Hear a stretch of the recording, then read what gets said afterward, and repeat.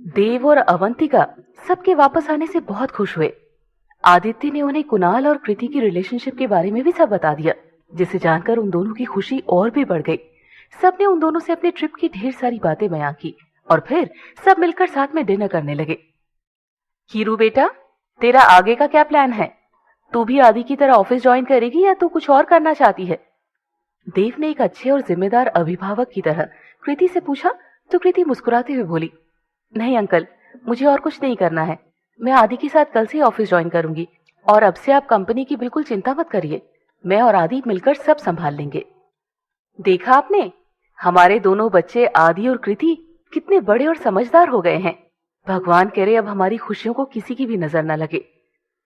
अवंतिका ने उन दोनों की नजर उतारते हुए कहा तो देव का ध्यान कुणाल और कृति पर गया, जो एक दूसरे को बड़े प्यार से देख रहे थे। वाह बेटा, तुझे इन दोनों की सेटिंग करने के लिए भेजा था, तू अपनी सेटिंग करके आ गया। ऊपर से मुझे बताया भी नहीं कि हमारा मिशन कहां तक पहुंचा। देव ने कुणाल को अपनी तरफ खींचकर धीमी आवाज में पूछा तो कुणाल मुस्कुराते हुए बोला, अरे अंकल, आपका काम भी ऑलमोस्ट कंप्लीट ही हो गया है। आदि के दिल में भी आरोही के लिए फीलिंग है और आप देखना, आदि बहुत ही जल्दी अपनी दिल की बात आरोही को बता देगा। सच? देव ने खुश होकर पूछा तो कुणाल हंसते हुए बोला, 100% अंकल, जरा उधर देखिए। ये कहते हुए कुणाल ने आदित्य और आरोही की तरफ इशारा किया। आरोही और आदित्य नजरें बचा बचा कर एक दूसरे की तरफ देखे जा रहे थे। ये देखकर देव को बहुत खुशी हुई।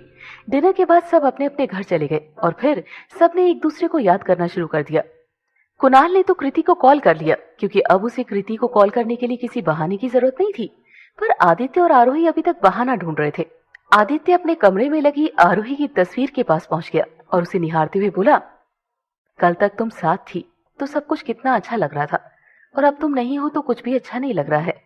कल तक तुम्हारा साथ था तो सब परफेक्ट लग रहा था, पर आज जब तुम नहीं हो तो कुछ कमी सी लग रही है। तुम्हारे साथ इतने सारे दिन कैसे बीत गए पता ही नहीं चला, और अब तुम्हारे बिना एक पल भी 1 साल जितना लंबा लग रहा है। अब मैं तुम्हारे बिना नहीं जी सकता Arohi. I love you a lot. अब तक पता नहीं मैं किस चीज को प्यार का नाम देता आया था। प्यार क्या होता है तो तुमने मुझे सिखाया, और मैं जानता हूं कि तुम भी मुझसे बहुत प्यार करती हो। पर पता नहीं मैंने ये बात समझने में इतनी देर क्यों लगा दी। मुझे तो उस दिन ही समझ जाना चाहिए था, जब तुमने मेरे इतने टॉर्चर सहने के बाद भी मेरी जान बचाई। उस दिन समझ जाना चाहिए था, जब तुमने मुझसे मेरे सारे गम छीन लिए थे और मेरी जिंदगी में ढेर सारी खुशियां भरती थी। पर अब मैं और देर नहीं करूंगा। मैं बहुत जल्द तुम्हें सब सच बता दूंगा और फिर हम हमेशा के लिए एक हो जाएंगे। रात इन्हीं सब उधेड़बुन में गुजर गई और सुबह होते ही आदित्य तैयार होकर सबसे बचते हुए घर से निकलने लगा। पर देव और अवंतिका ने उसे देख लिया। तो इतनी सुबह सुबह कहाँ जा रहा है? अवंतिका ने चौंक कर पूछा तो आदित्य सकपकाते हुए बोला, ऑफिस जा रहा हूं मां। बेटा, इतनी सुबह सुबह तो वर्कर्स भी ऑफिस नहीं आते, और तू तो कंपनी का मालिक है। इतनी सुबह जाके क्या ऑफिस के ताले खोलेगा? देव ने हंसते हुए कहा तो आदित्य घबराकर सोचने लगा। आदि कुछ सोच, और जल्दी सोच, वरना डैड यहीं खड़े खड़े तेरा इंटरव्यू ले लेंगे। देव को अभी भी जवाब का इंतजार करते देख आदित्य हड़बड़ाते हुए बोला, यही तो प्रॉब्लम है ना डैड, आप ऑफिस हमेशा वर्कर्स के जाने के बाद जाते हैं, इसीलिए तो आपको पता नहीं चलता कि कितने वर्कर्स टाइम से आ रहे हैं और कितने टाइम से नहीं। कितने लोग आपके जाने से पहले से काम शुरू कर रहे हैं और कितने आपके जाने के बाद काम शुरू कर रहे हैं। इसीलिए आज मैं सुबह सुबह जाऊंगा और जाकर देखूंगा कि लोग अपना काम ठीक से कर भी रहे हैं या नहीं। बाय।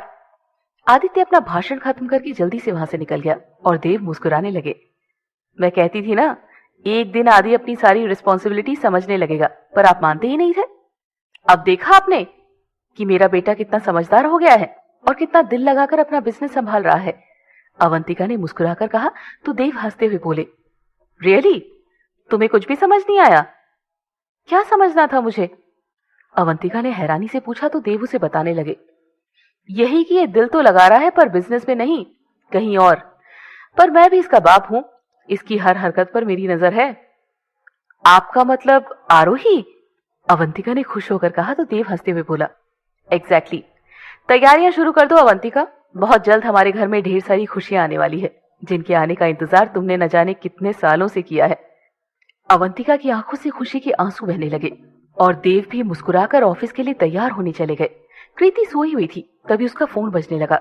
हेलो? कृति ने नींद में ही फोन उठाते हुए कहा, गुड मॉर्निंग प्रिंसेस, कुणाल ने बड़ी ही प्यारी आवाज में कहा। तो कृति नींद में ही बड़बड़ाई, गुड मॉर्निंग हो गई क्या? कब की? अब जल्दी से उठ जाओ और फटाफट से तैयार हो जाओ, कुणाल ने कहा। तो कृति जम्हाई लेते हुए बोली, क्यों? भूल गई? आज ऑफिस में तुम्हारा पहला दिन है, पहले दिन ही लेट होना है क्या? कुणाल ने याद दिलाया। तो कृति फटाफट से उठकर बैठ गई और सर पर थपकी देते हुए बोली, अरे हाँ, मैं तो भूल ही गई थी। आप फोन रखो, मैं जल्दी से तैयार हो जाती हूँ। श्योर मैडम, वैसे आपकी कार और आपका ड्राइवर ऑलरेडी दरवाजे पर आपका इंतजार कर रहा है, कुणाल ने मुस्कुराते हुए कहा। तो कृति भागकर खिड़की के पास पहुंच गई। कृति ने खिड़की से झांक कर देखा तो कुणाल सच में उसका इंतजार कर रहा था। आप इतनी सुबह सुबह यहाँ क्या कर रहे हैं? कृति ने हैरानी से पूछा। तो कुणाल मुस्कुराते हुए बोला, मेरी प्रिंसेस के ऑफिस का पहला दिन है और मैं उसे लेट होने दूं? इम्पॉसिबल। अब फटाफट से तैयार होकर आ जाओ, वरना मेरी सारी मेहनत बर्बाद हो जाएगी। आई लव यू कुणाल, आप ना सच में दुनिया के सबसे अच्छे बॉयफ्रेंड हो, कृति ने फोन को चूमते हुए कहा। तो कुणाल भी मुस्कुराते हुए बोला, I love you too my princess. Kriti जल्दी से तैयार होकर आ गई और फिर कुणाल उसे ऑफिस छोड़कर हॉस्पिटल के लिए निकल गया। उधर हॉस्पिटल पहुंचकर आरोही जैसे अपनी कार से उतरी, सामने आदित्य की कार आकर रुकी। उसे देखते ही आरोही खुश हो गई और मुस्कुराते हुए बोली, good morning. Good morning, Aditya ने भी मुस्कुराते हुए कहा। आप यहाँ, वो भी इतनी सुबह सुबह? आरोही ने पूछा। तो आदित्य मुस्कुरा कर बोला, हाँ, अपनी गर्लफ्रेंड से मिलने आया था, बहुत दिनों से नहीं मिला ना उससे। आदित्य की बात सुनकर आरोही शर्मा गई और आदित्य 5 सेकंड के लिए बस उसे देखता ही रह गया। तो कहाँ है? आदित्य ने कहा। तो आरोही चौंक कर बोली, कौन? मेरी गर्लफ्रेंड मिनी, आदित्य ने हंसते हुए कहा। तो आरोही झेंपते हुए बोली, वो अपने कमरे में होगी, आप जाकर मिल लीजिए। ये कहकर आरोही मुंह बनाते हुए वहां से जाने लगी। तो आदित्य उसे रोकते हुए बोला, तुम भी चलो ना मेरे साथ प्लीज। क्यों? आरोही ने पूछा। तो आदित्य बहाना बनाते हुए बोला, क्योंकि तुम भी तो नहीं मिली ना उससे बहुत दिनों से। मैं उससे कल रात ही मिल गई थी, आप ही लेट हो। ये कहकर आरोही वहां से चली गई और आदित्य मिनी के पास पहुंच गया। आदित्य को देखकर मिनी बहुत खुश हो गई और कस के आदित्य के गले से लग गई। आदित्य भी उससे मिलकर बहुत खुश हुआ और उसे अपने गोद में बिठाकर बातें करने लगा।